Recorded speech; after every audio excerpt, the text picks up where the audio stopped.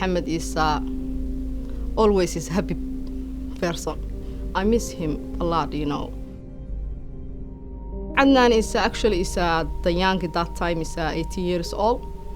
He's happy boy too, the innocent kid. He finished high school. He looking for, the future. Basically, me and him, everybody said we're alike, we have the same personality, everything. We're outgoing, we got good hearts, and we just love helping people. Maraykan waxaan nabad inaan ku noolaano waxna ka qabsano oon aan ku helana muxuu ahaa nabad safety. And then we came here to America for a better living, for safety, and for our kids to have a future. A number of these individuals had attempted on multiple occasions to get on airplanes and travel to Syria to engage in the activities of ISIL, which of course would include the various atrocities we're all familiar with. They never intended to harm people, but they intended to help.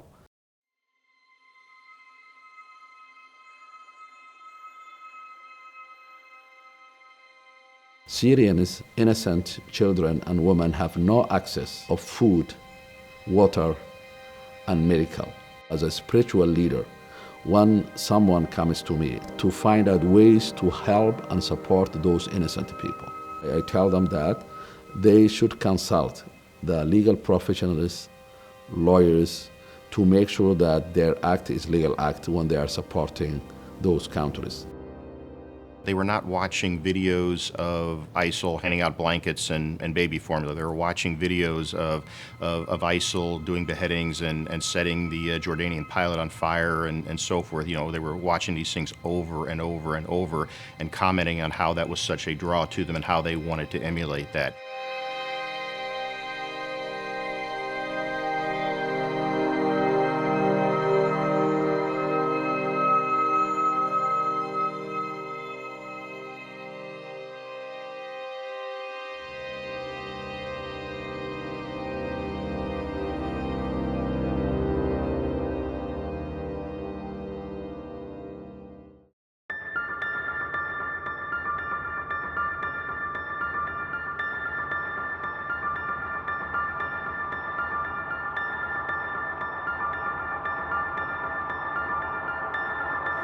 One trip on jihad is better than 50 Hajj. When your brothers in Syria speaks, everyone today needs to shut their mouth and listen, because they've proven themselves to be real men. ISIL is using any and all methods that they think will be effective. As we know, they are prolific at producing propaganda videos. They're also trolling social media, looking for other people that seem to be susceptible to recruitment. He use a computer. He have the cell phones. Because he's all the teenage, he uses the computer. It's a life all the time he uses the computer. Snapchat, Twitter, Facebook. Because it's a daily life, the children. He use it. A lot of people make it like the social media is the one to blame. That is not. The social media involved big time, but it's not the beginner. Only 40% of our young population are graduating from Minneapolis public schools. 60% are not graduating. We're talking about real issues. We're talking about basic needs for youth programming.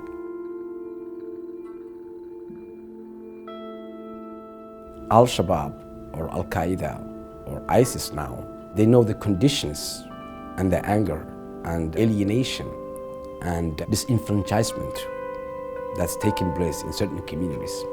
And they would listen and validate those points into a narrow path that says them and us.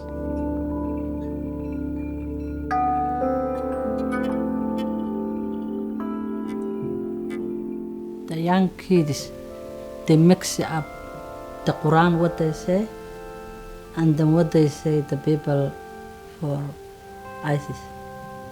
Always ISIS, they underground, they say Quran say that, Quran say it's wrong. I believe that time he think about that is Quran says, but they mix it up. I'm really curious about your personal beliefs of ISIS itself. If someone were to say ISIS is, I'm drawn to them to help in a humanitarian way, what would your advice? You see, this is the problem that many people have. I don't know much about the ISIS except what I see the media. Sometimes the media shows a good part of ISIS, like for example, you watch Al Jazeera, and Al Jazeera shows that ISIS that doing welfare. They show like it has a court system, it has a social service system, it has a government. And then you see like American media or other Western media showing like different picture.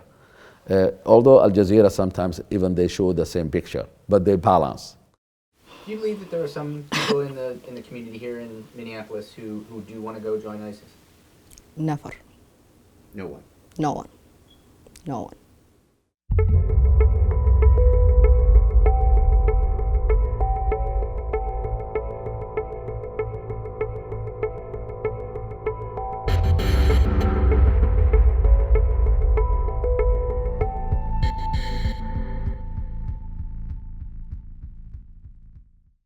And this paid informant, the community feels, played a big role leading these young men to do things maybe they don't want to do it. I can say 90% to 99% of the community feel like that these young men, they were entrapped. This man popped out of nowhere telling me and came up with a whole new idea, a whole idea about a way out, an easy way out, an easy way to go to jihad, you know, and save. I don't know, man. It just never had that idea before until that person came, until Mr. Bashir came. And I believe that if Mr. Bashir never came into this role, my brother wouldn't be where he is today and would be here today with us.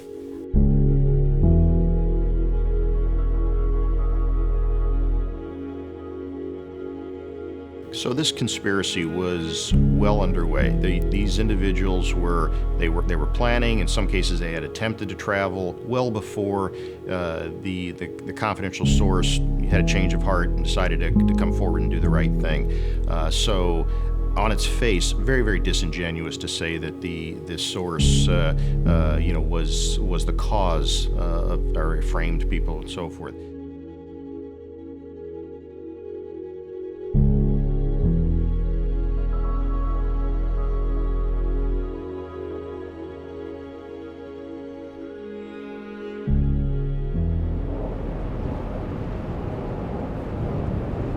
Like, for me, like, that's the person that was always to the left with me. That's the person that was always with me, you know? So not seeing him around a lot or not hearing him talk to me a lot, because that was honestly like my best friend, you know? We did everything together, you know, basketball, there's a lot of things we did. My daughter sometimes he called her phone, and then he's helping for homework for the child. And she said, I'm